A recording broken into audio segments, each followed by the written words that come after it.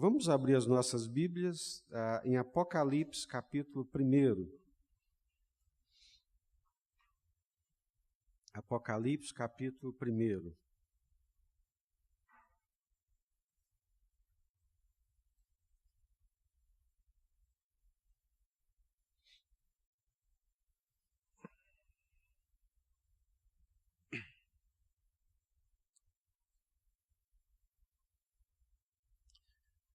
Apocalipse, capítulo 1.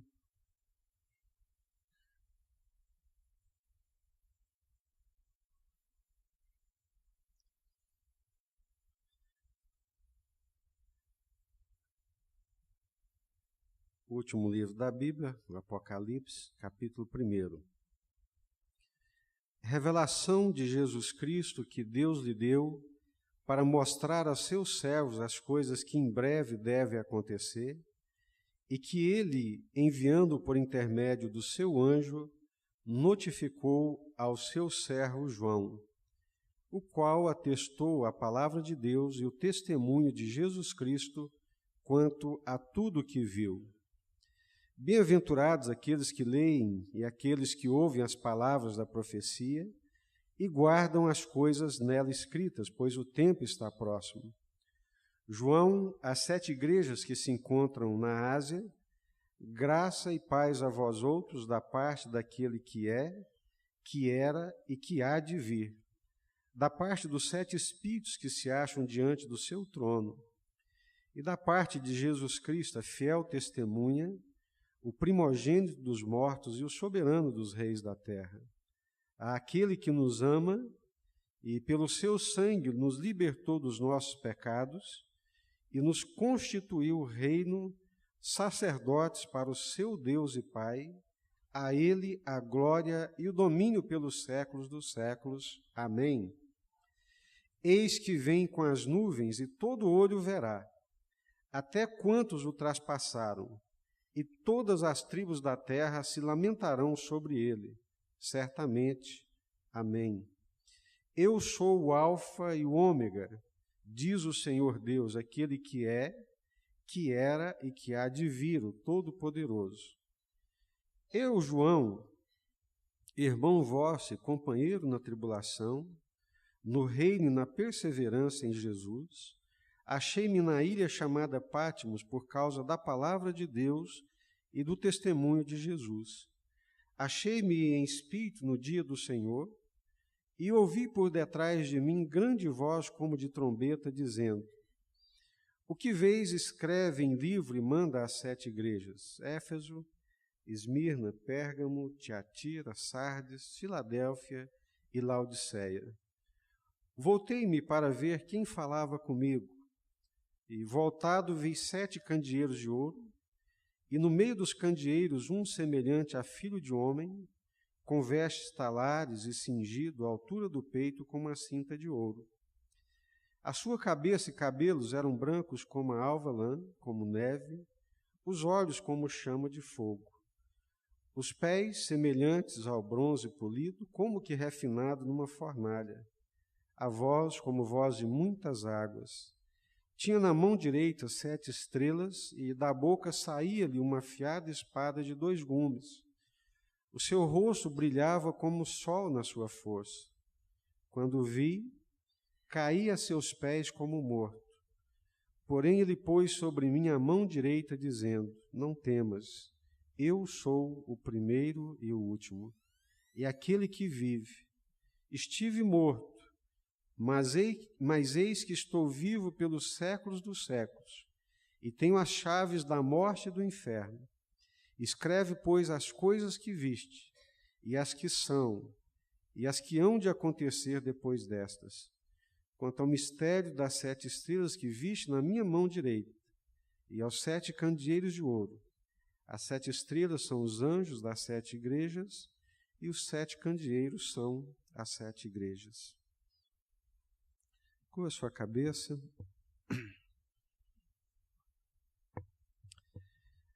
Senhor, a tua palavra é a verdade. É por ela que nós guiamos a nossa vida, é por ela que nós olhamos a história, é por ela que nós procuramos compreender a nossa existência e, dentro das nossas limitações, compreender também a ação do Senhor na história. Deus, nós precisamos da Tua palavra. Santifica-nos aqui nesta manhã, ó Deus, com a Tua palavra, que é a verdade. Toma as nossas mentes, os nossos corações e fala conosco nessa manhã. Ó Deus, que a palavra do Senhor que nos alimenta espiritualmente, que ela possa fortalecer o nosso coração, fortalecer o nosso homem interior, avivar o nosso coração, nos aproximar do Senhor, dos Teus planos, dos Teus projetos, da Tua realidade. Fala conosco, livra-nos de toda perturbação, de toda inquietação, livra-nos da ação de Satanás que vem para roubar a compreensão da Tua palavra, e que o nosso coração seja um terreno fértil, que a Tua palavra caia e produza, ó Deus, bons frutos para a Tua glória e para o Teu louvor. É que nós te pedimos e clamamos em nome do Senhor Jesus. Amém?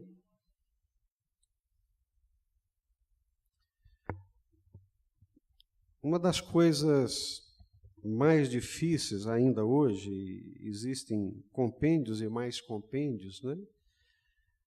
Teorias e mais teorias, é a forma como nós interpretamos a história, a maneira de nós olharmos para os fatos acontecidos e para os fatos que estão acontecendo. E essa é uma parte que sempre me interessou muito, talvez pela minha aproximação da Bíblia, pelo conhecimento da palavra de Deus. Então, volta e meia, eu estou lendo, estudando, inquirindo e perguntando sobre essa questão da história. Alguns interpretam a história de uma forma linear, outros a interpretam de uma forma cíclica, outros a interpretam simplesmente numa perspectiva material, e assim são várias as abordagens, né, que são feitas em relação à história. Eu, pessoalmente, gosto muito desse primeiro capítulo aqui de Apocalipse, porque ele nos mostra que, além dessa história que nós estamos vendo, além dessa história visível, palpável, real, que nós temos conhecimento, há uma outra história. Alguns teólogos e teóricos chamam de meta-história, ou seja, a história além da história, ou a história que não se vê, a história não visível. O pastor Rubem Amorés escreveu um livro, e o título do livro é exatamente esse, A Meta-História. João está vivendo o seu tempo, ele está vivendo o seu momento histórico, as coisas que ele está vivenciando, as experiências que ele está tendo na sua fé, na sua vivência, lhe permite fazer uma interpretação da história. Ele mesmo dá para a gente aqui no texto uma localização de onde é que ele está e por que é que ele está naquele lugar. O versículo 9 ele diz assim, olha, eu, João, irmão vosso e companheiro na tribulação. Então, João está passando por um momento de tribulação.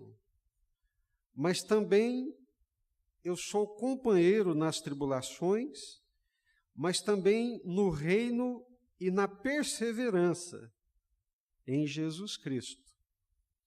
Achei-me na ilha chamada Patmos por causa da palavra de Deus e do testemunho de Jesus.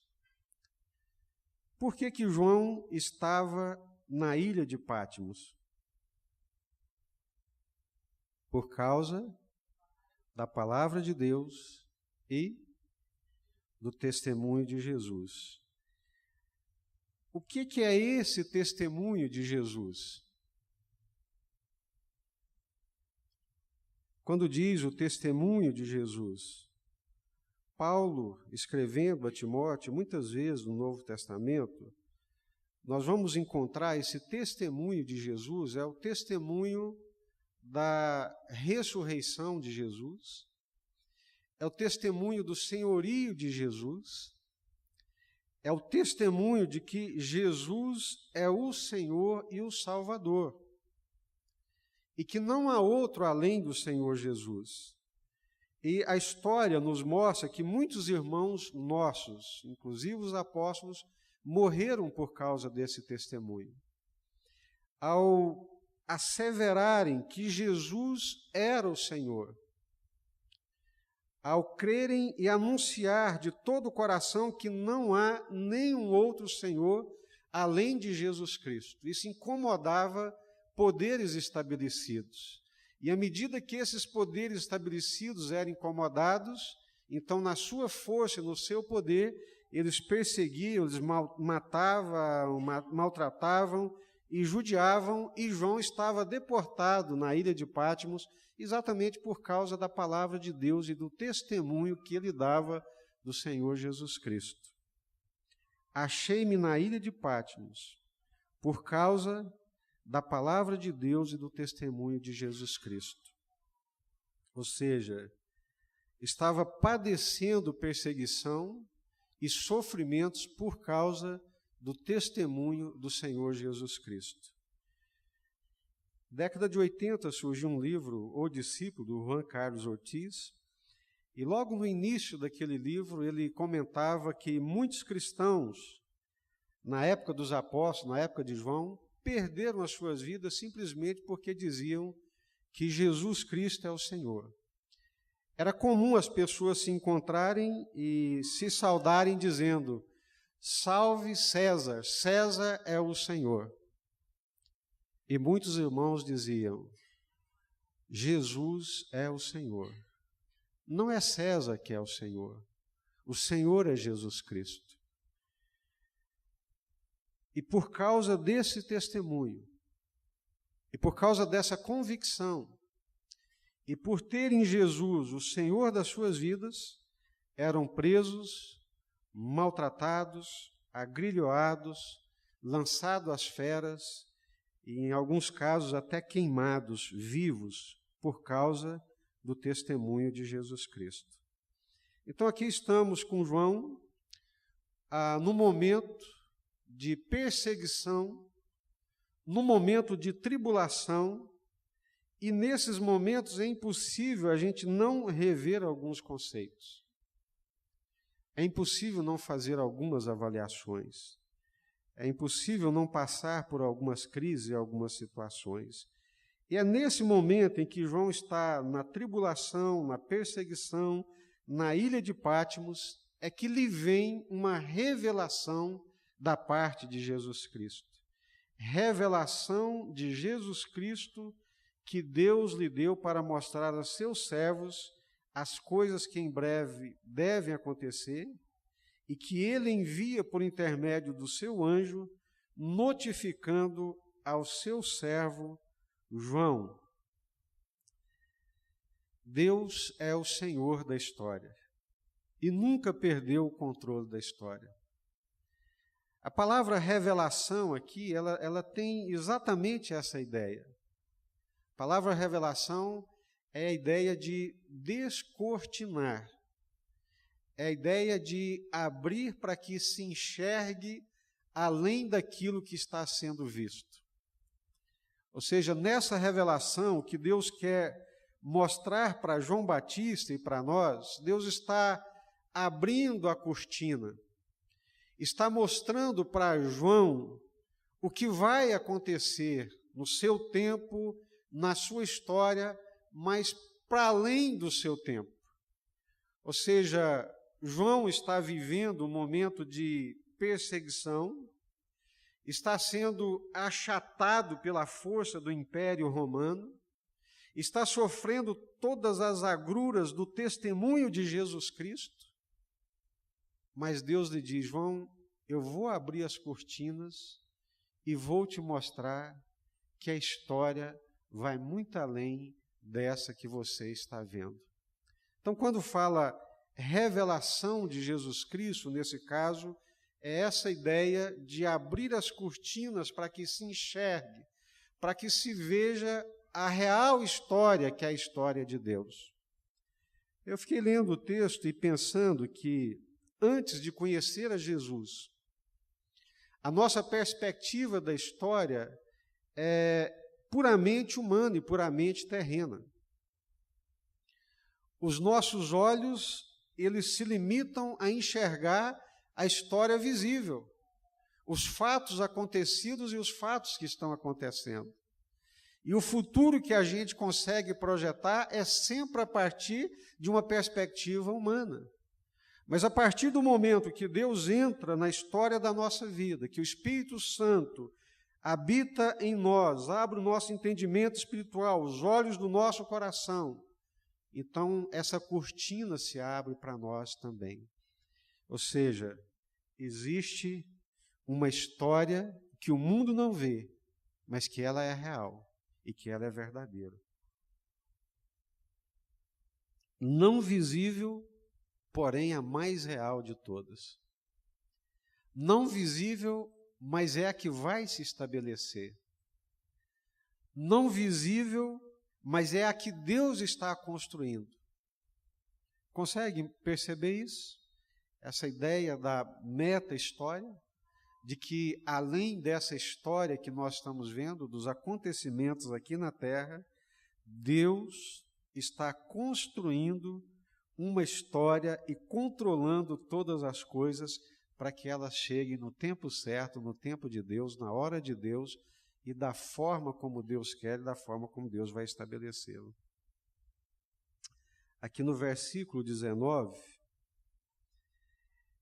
escreve, pois, as coisas que viste, as que são e as que hão de acontecer depois destas. Ou seja, a cortina se abre para que ele tenha uma noção clara e exata da perspectiva de Deus, do que está acontecendo nesse momento, mas para que ele enxergue o futuro também numa perspectiva de Deus. Há muitas formas de encarar a história. Há muitas maneiras de interpretar os fatos correntes. Há muitas maneiras de abordar essa realidade visível. E quando nós somos crentes, quando nós cremos em Deus, quando o Espírito Santo de Deus habita em nós, nós precisamos ter essa perspectiva de Deus.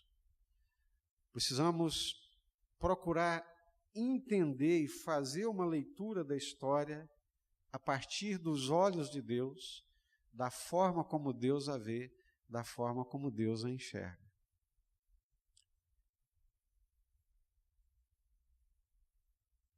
Uma realidade que é real, mas que só pode ser vista e que só pode ser enxergada pela fé e pelo conhecimento de Deus e da palavra de Deus. Então, essa é a ideia da revelação. Revelação de Jesus Cristo, que Deus lhe deu para mostrar para João as coisas que estão acontecendo e as coisas que ainda vão acontecer. Ou seja, Deus abre a cortina e mostra no tempo presente. Olha aí, João. Veja o que está acontecendo na minha perspectiva e também o que ainda vai acontecer. Na perspectiva de Deus, no controle de Deus, as coisas vão caminhar para onde Deus quer que elas caminhem. É assim que nós devemos ver a história, é assim que nós devemos interpretá-la. Para o cristão, não tem outra maneira de enxergar a história. O grande risco que nós corremos é que, a partir da nossa vivência terrena, é que comecemos a enxergar a história da mesma forma que as pessoas naturais enxergam.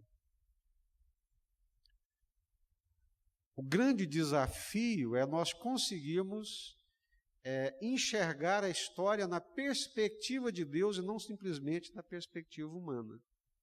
É conseguir interpretar os fatos da história acontecidos, não puramente numa perspectiva natural, mas na perspectiva de Deus, com os olhos de Deus, com a visão de Deus. Quando a Bíblia fala que no Senhor a gente tem asas de águia, que a gente sobrevoa as alturas, é uma linguagem figurada, que nessa perspectiva de Deus, do Espírito de Deus, a gente consegue enxergar as coisas de cima, a gente consegue enxergar as coisas do alto.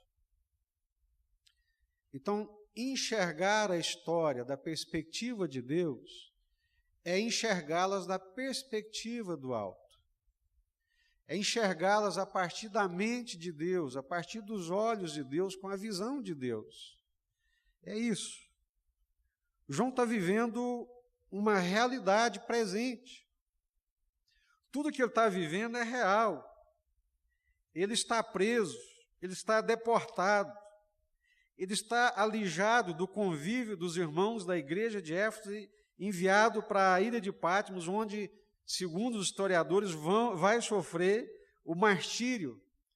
É isso que ele está vivendo naquele momento. E Deus quer lhe dizer: João, a história não é essa. A história não acaba aí. A história vai além disso que você está vendo. A história vai além do que as pessoas estão dizendo. A história vai além da decisão do César. A história vai além do poder de Roma. É o Senhor quem tem o controle da história. É o Senhor quem tem o controle de todas as coisas. É isso. Essa é a ideia principal do livro do Apocalipse, é mostrar que Deus, o Senhor, tem o controle de todas as coisas e nada do que está acontecendo está pegando Deus de surpresa. Amém? Deus não é pego de surpresa, Deus não é surpreendido pelos fatos que estão acontecendo. Deus está a par, permitindo e no controle de toda a história. Amém? E todo o texto vai mostrar isso. Então, a ideia da revelação, o papel que Jesus e a igreja desempenham nesse processo. Ou seja, a igreja não está alijada do processo histórico. A igreja, ela é o corpo de Cristo na terra. Tudo que Deus está fazendo,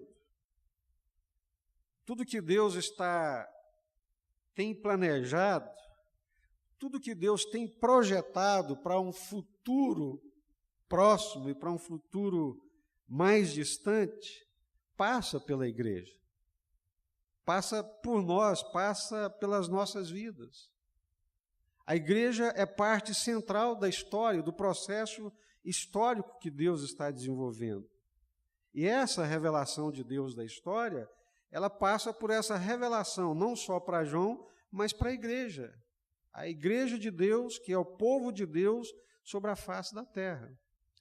É o que Jesus diz a nosso respeito. Vós sois o quê? O sal da terra e a luz do mundo. A presença de Deus na terra, ela acontece porque Deus está presente em nós. Deus está presente na terra, na vida e através da vida da igreja. Então, a igreja, ela tem esse papel fundamental e central na condução da história, na forma como Deus conduz a história. É o povo de Deus, sobre a face da terra. É habitação de Deus, é tabernáculo de Deus, é onde Deus manifesta a sua graça, é onde Deus manifesta as suas obras na igreja. Então vai na revelação da parte de Jesus Cristo, a fiel testemunha, o primogênito dos mortos e o soberano dos reis da terra, aquele que nos ama e pelo seu sangue nos libertou dos nossos pecados e nos constituiu reino, sacerdotes para o seu Deus e Pai. A ele a glória e o domínio pelos séculos dos séculos. Jesus é o Senhor. Jesus é o Senhor das nações. Jesus reina pelos séculos dos séculos. Essa é a história de Deus. A história de Deus, ela caminha nesse rumo e nessa direção, na plena revelação e no pleno estabelecimento do reino de Deus, com Jesus sendo o Senhor desse reino. Ele é a fiel testemunha, né? A visão que João tem do Senhor Jesus é o reflexo de tudo isso que nós estamos dizendo. Fiel testemunha, primogênito dos mortos, soberano dos reis da terra, constituiu um reino e nós somos os sacerdotes desse reino. Essa é a cortina que se abre e mostra a forma como Deus enxerga a história. A maneira como Deus enxerga a história é exatamente dessa forma. Jesus é o Senhor. Jesus é o cabeça da igreja, mas Jesus é também o Senhor das nações. Jesus está no domínio, no controle de todas as coisas, de uma forma invisível que caminha para o pleno estabelecimento da visibilidade. Vai chegar o tempo, a hora e o momento em que esse reino de Deus ele vai se tornar manifesto, vai se transformar, vai se manifestar e vai se tornar visível. Não é? É assim que nós devemos ler a história. É dessa forma que nós devemos interpretar os fatos acontecidos.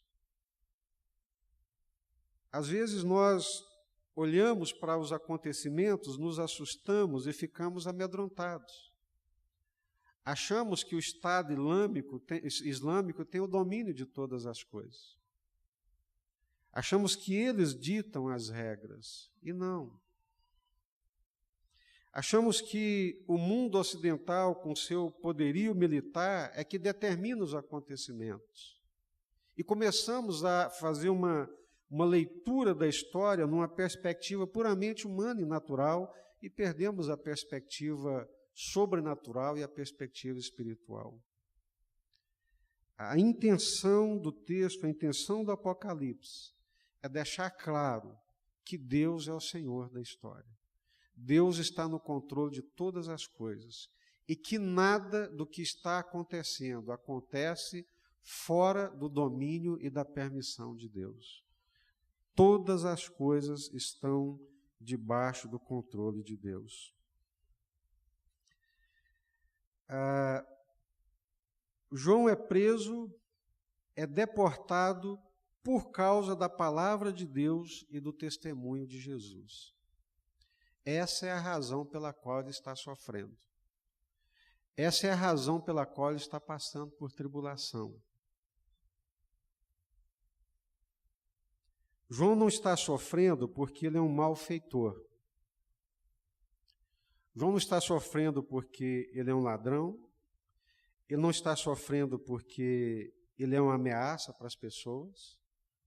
Ele não está sofrendo porque ele agrediu alguém. Ele não está preso porque ele é violento, mas ele está preso por uma única e exclusiva razão.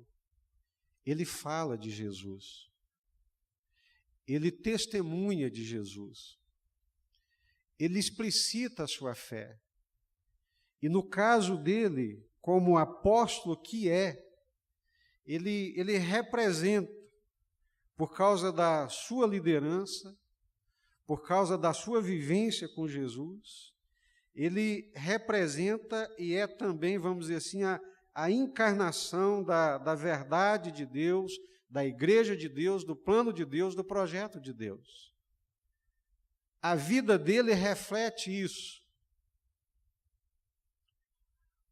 João, com a sua palavra e com o seu testemunho, é a visibilidade explicitada do reino de Deus sobre a face da terra. Por isso que João é uma ameaça. Por isso que os outros reinos e poderes se sentem ameaçados. Porque quando as pessoas olham para João, quando as pessoas o ouvem, elas abrem os olhos e creem de todo o coração no reino de Deus, no poder de Deus, na vida de Deus, na ação de Deus. Por isso que João é uma ameaça, por causa do seu testemunho. E aí nós voltamos para esse tempo presente, esse momento que nós estamos vivendo, da história da humanidade. Eu estava ainda nos Estados Unidos quando foi espalhado pelo mundo inteiro, e lá o que mais se falava naquele ato terrorista que aconteceu ali em Paris, quando invadiram, a sede do jornal lá e mataram os jornalistas e tudo mais. Ou seja, aquilo teve uma repercussão e uma sacudida no mundo inteiro. O que está por trás daquilo são crenças e manifestações religiosas. A perspectiva do sagrado que as pessoas têm, a violação do sagrado, a vida humana, o ser humano, a perspectiva religiosa que cada um tem. E quando, à primeira vista, quando eu tomei pé da situação, dos fatos acontecidos, é impossível não ficar chocado com a violência do ato. Como é que você invade um espaço público, atira nas pessoas, mata as pessoas? Como é que isso pode acontecer? É um ato de violência, é um ato de agressão. E aí os nossos olhos se fixam apenas na agressão cometida contra os jornalistas ali naquela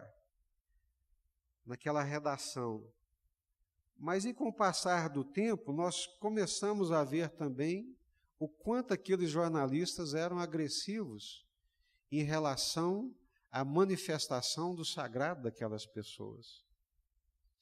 Eu não sei quantos tiveram acesso às charges que eram publicadas por eles e que também percorreu o mundo e através da internet. Vocês viram as charges que eles publicavam? Chegaram a ver? Não viram? É uma completa banalização daquilo que as pessoas têm como sagrado.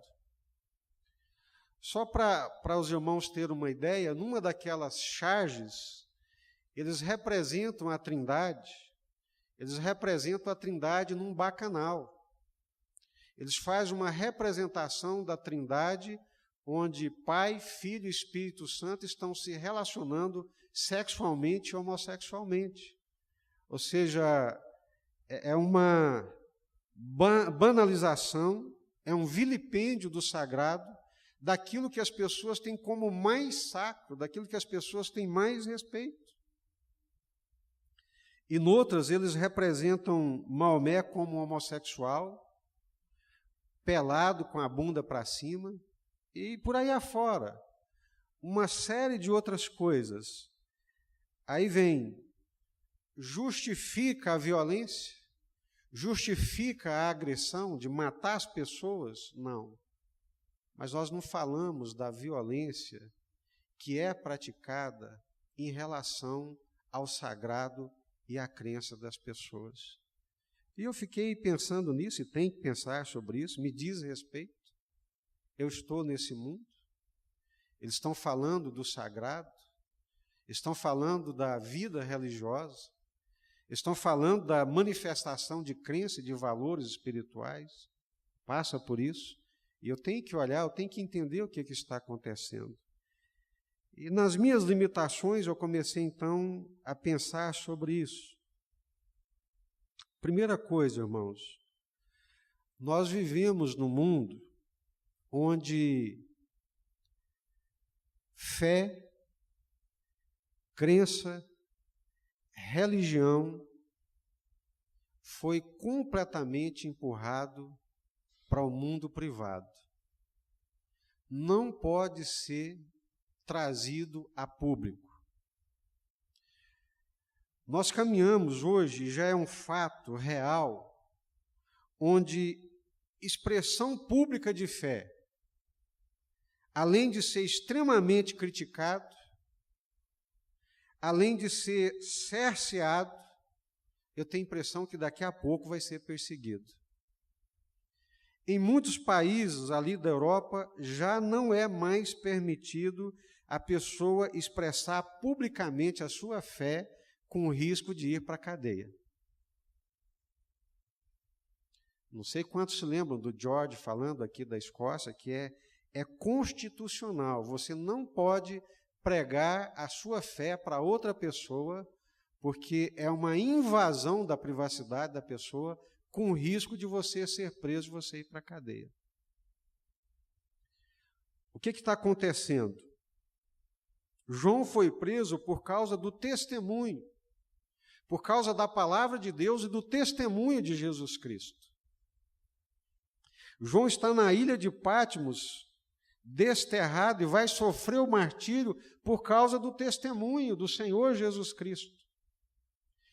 Hoje, a minha fé, ela não pode ser explicitada publicamente.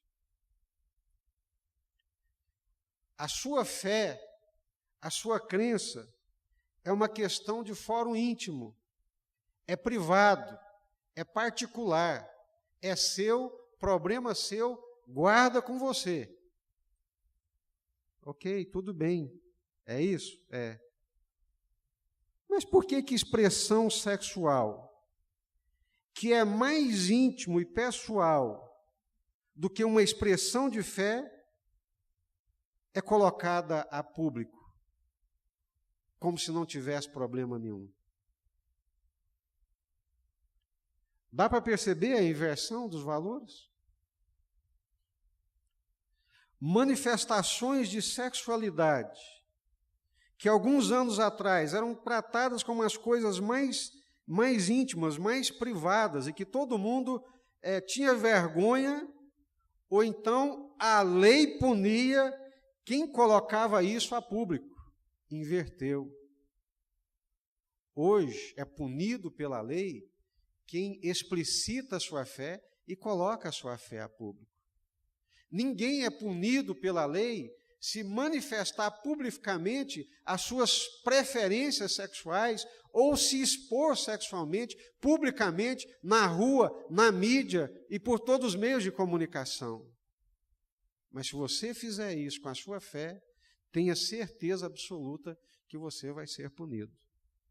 Nas escolas, nas repartições públicas e na rua. Sim, Arnaldo.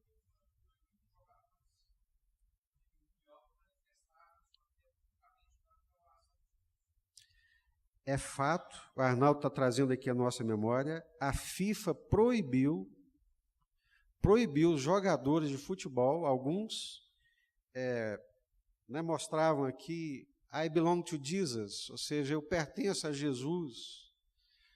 Outros colocavam João 3,16, uma manifestação pública da sua fé. A FIFA proibiu. Não pode manifestar a sua fé publicamente.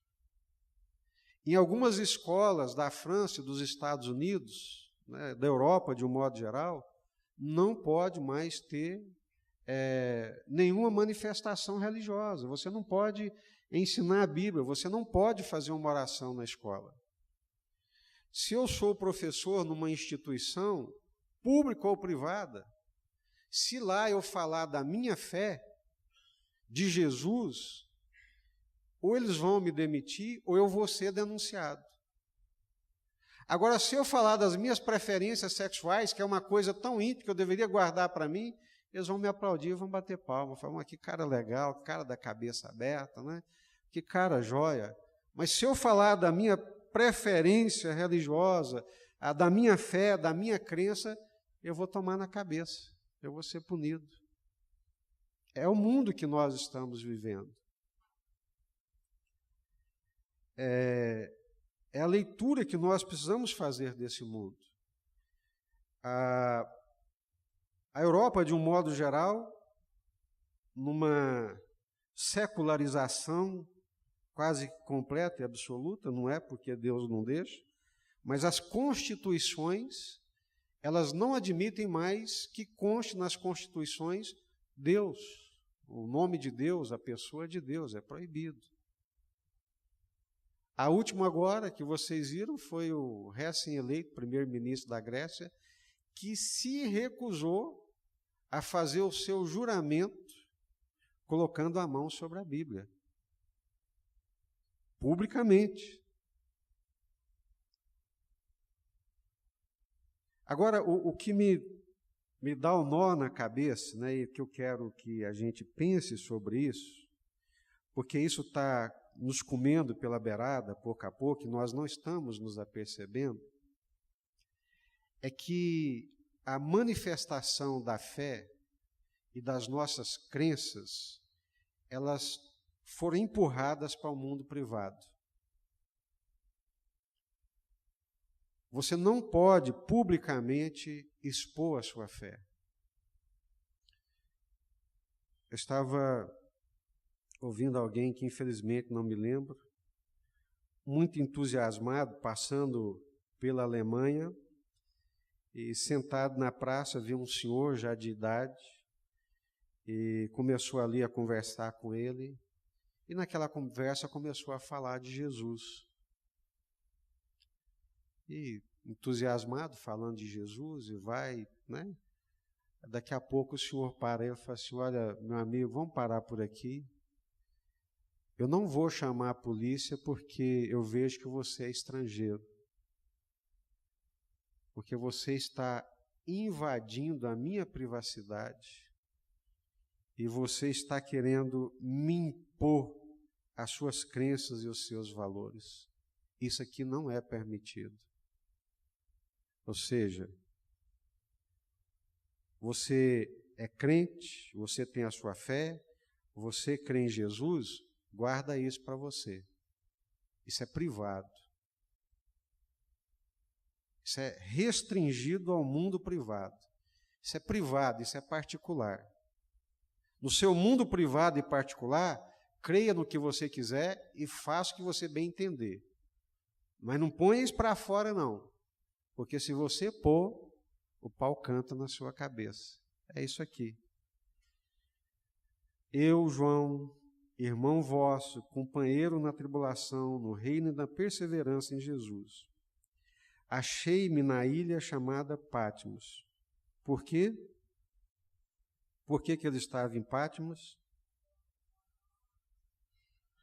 Por causa da palavra de Deus e do testemunho de Jesus.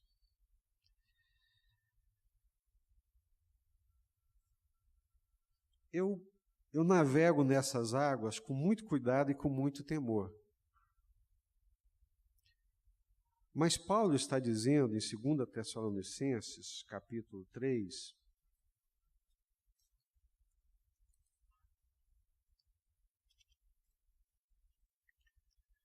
não é da minha natureza em nada ser aventureiro, né? Então tudo eu faço com muita cautela, com muito temor. 2 Tessalonicenses,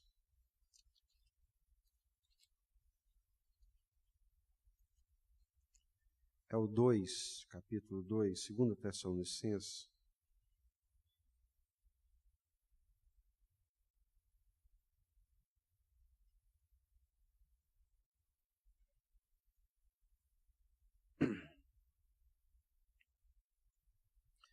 Irmãos, no que diz respeito à vinda de nosso Senhor Jesus Cristo e à nossa reunião com Ele, nós vos exortamos a que não vos demovais da vossa mente com facilidade, nem vos perturbeis, quer por espírito, por palavra, por epístola, como se procedesse de nós, supondo tenha chegado o dia do Senhor. Ninguém de nenhum modo vos engane, porque isso não acontecerá sem que primeiro o quê? Venha a apostasia. O que é apostasia? Apostasia é uma sociedade que se aparta de Deus. Apostasia é um mundo pós-cristão. Apostasia é um mundo que não aceita mais os valores de Deus, que vira as costas para os valores de Deus. Isso aqui é apostasia.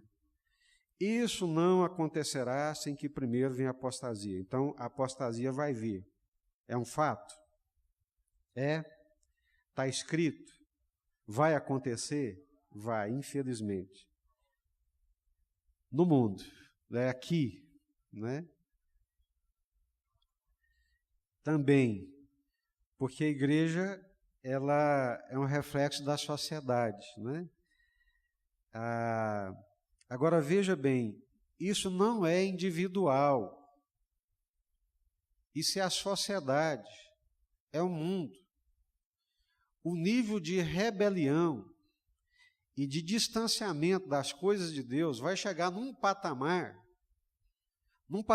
tão grande, que o anticristo vai se revelar e ninguém vai perceber que ele é o anticristo. O mundo vai estar assim tão mergulhado na iniquidade, no distanciamento de Deus, na inversão de valores, que ele vai se manifestar e vai ser aplaudido, vai ser bem recebido. Até que seja revelado o homem da iniquidade, o filho da perdição, que se opõe, se levanta contra tudo que se chama Deus, ou objeto de culto, a ponto de assentar-se no santuário de Deus, ostentando como se fosse o próprio Deus. Versículo 7. Com efeito, o mistério da iniquidade já opera. Sempre houve a operação do erro e da iniquidade. Mas vai chegar um tempo que isso vai ser de uma dimensão tal, como diz Isaías, eis que as trevas cobrem a terra e a escuridão os povos. Vai chegar um tempo de trevas e de escuridão espiritual, que quando o anticristo se manifestar, ninguém vai ver ou vai perceber. E começa exatamente nessa perspectiva. A fé é um problema particular, privado, individual. Não pode ser expresso publicamente. As repartições públicas, as escolas, os hospitais, na rua, ninguém pode falar da sua fé. Mas das outras coisas, da vontade humana, dos desejos humanos, das expressões humanas, pode falar à vontade. Esse é o tempo, essa é a história. Essa é a cortina que está sendo aberta para que João perceba e veja o que está acontecendo e as coisas que ainda acontecerão. O mundo se transforma, como eu sempre digo aqui, não podemos nos iludir. Não sou pessimista, não gosto de ter uma visão pessimista. Sou tomado e cheio da esperança bendita do Espírito Santo e de Jesus Cristo. Mas o mundo é um lugar inóspito. O mundo odeia Jesus Cristo. O mundo odeia quem é de Jesus Cristo. O mundo odeia a fé. O mundo odeia a palavra de Deus. O mundo odeia o testemunho de Jesus Cristo. E é por isso que João está sofrendo. Mas o que Deus quer revelar para João é: João, eu estou no controle da história. O iníquo vai ser destruído com o sopro da boca do Senhor Jesus. Esse mundo de iniquidade, ele vai ser vencido. E o mundo de justiça, o mundo de retidão vai ser estabelecido. O que nós devemos fazer? Irmãos, nós fazemos parte do reino de Deus. Nós somos sacerdotes do reino de Deus. Nós cremos, está escrito aqui, Ele nos constituiu o reino e sacerdotes para o seu Deus e Pai. O reino de Deus vai ser estabelecido. E não é esse mundo aqui, não é esse tempo aqui. Não é esse tempo presente. Não são esses valores, não é essa maneira de pensar. Então nós temos que preparar o nosso coração e precisamos viver de acordo com o reino de Deus. O reino de Deus já está aí. Jesus já inaugurou o reino de Deus. Quem tem o Espírito Santo já vive o reino de Deus. Quais são os riscos? É de não estarmos vivendo os valores do reino de Deus e de ficarmos fora do reino de Deus quando ele foi estabelecido.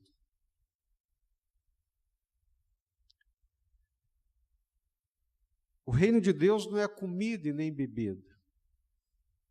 O reino de Deus é alegria na comunhão com Deus. O reino de Deus é alegria no Espírito Santo de Deus. O reino de Deus é alegria na justiça.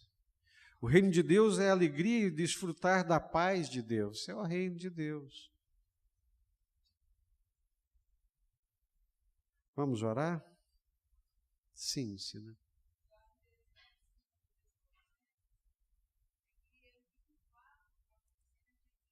Exato.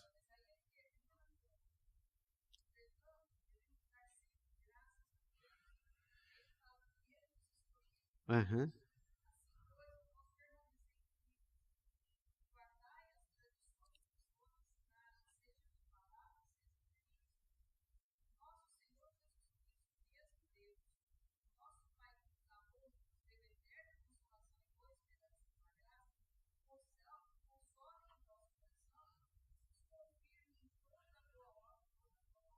Amém. Verdade. Ele está no controle, né? Apesar das coisas se levantarem contra Deus de tal forma e de tal maneira, o império das trevas arregimenta as suas forças de tal forma, de tal maneira, e o pior de tudo, assim, o que me causa calafrios é que a gente não está sabendo interpretar a história. Nós não estamos sabendo interpretar a sutileza da apostasia. E nisso nós vamos sendo, sabe, a semelhança da rã, cozidos em fogo brando, sem nos apercebermos de onde é que está a verdadeira luta, onde é que está a verdadeira batalha. Seu velho?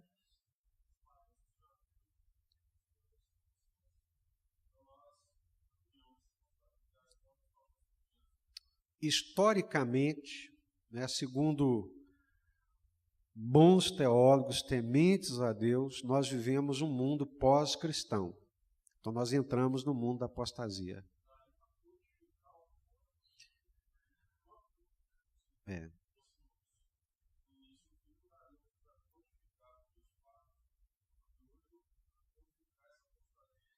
A gente só tem a seguinte noção: o mundo pré-cristão, o mundo antes de Jesus, onde Israel é o luzeiro de Deus, o mundo com Jesus, onde a igreja é o luzeiro de Deus e como um fermento, a igreja influencia o mundo, a fé influencia o mundo, o cristianismo influencia o mundo.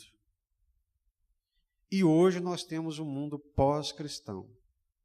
Então, pré-cristão, trevas, magia, bacanais, Roma, Grécia, aquela anarquia toda.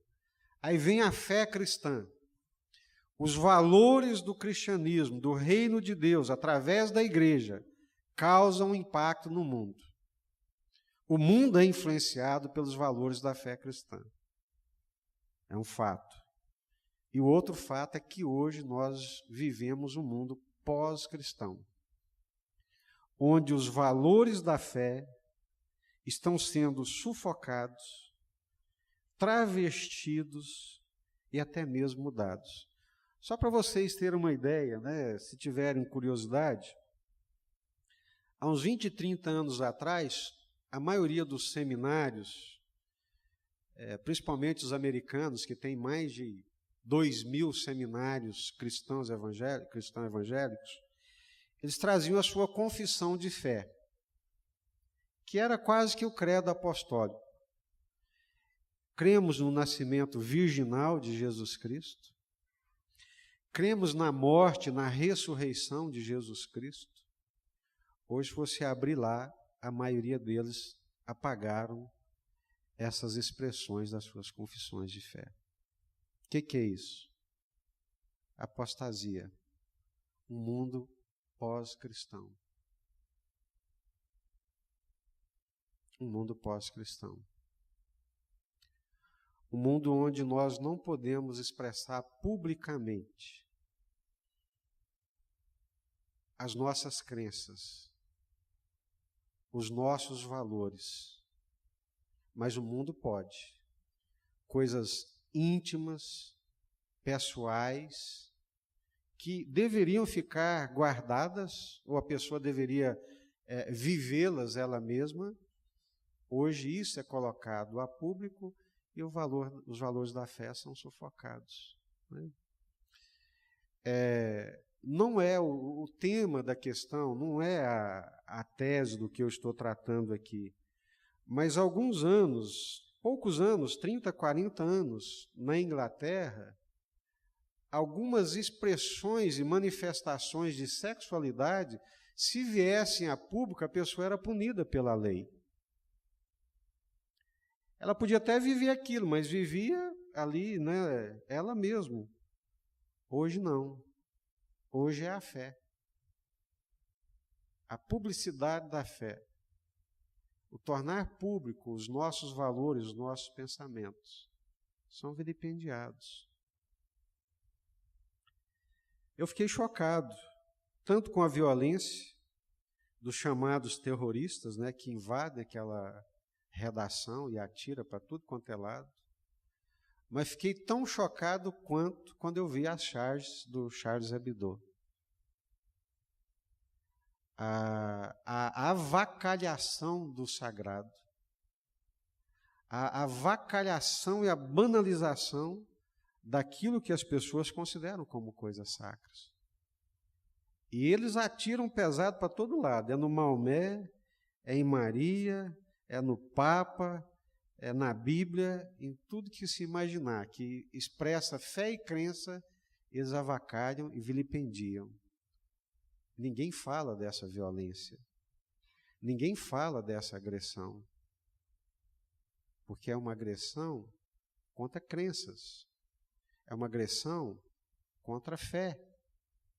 É uma agressão contra o sagrado. Aí é permitido. É o mundo. E nós precisamos estar atentos e saber fazer essa leitura. Com a sua cabeça, vamos orar.